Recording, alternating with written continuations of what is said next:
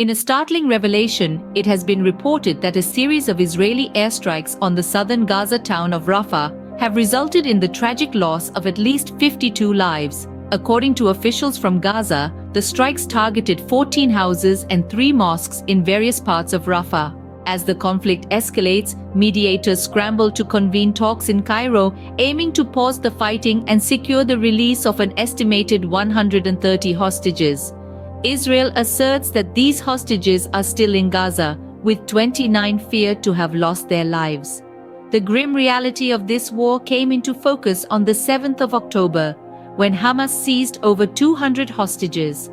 Although dozens were released during a one-week truce in November, the fate of the remaining hostages remains uncertain. Just recently, Hamas's military wing announced that 2 hostages had been killed and 8 others seriously injured due to Israeli bombardment. This claim, however, remains unverified.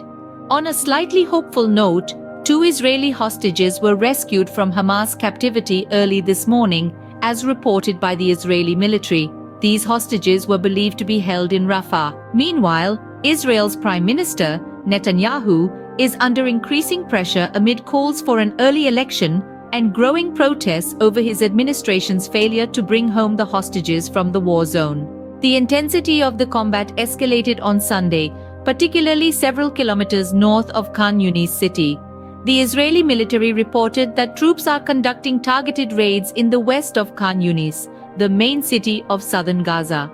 Hamas, on the other hand, reported the grim discovery of dozens of bodies in Gaza City in the northern coastal strips after Israeli ground troops withdrew from the area. Since the start of the war, violence has also surged in the occupied West Bank.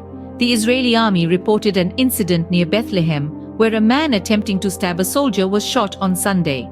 On the same day, Israeli police reported that an officer in Jerusalem's Old City shot dead a knife-wielding suspect. As the conflict between Israel and Hamas continues to escalate, the world watches with bated breath, hoping for a resolution that will bring an end to the violence and suffering.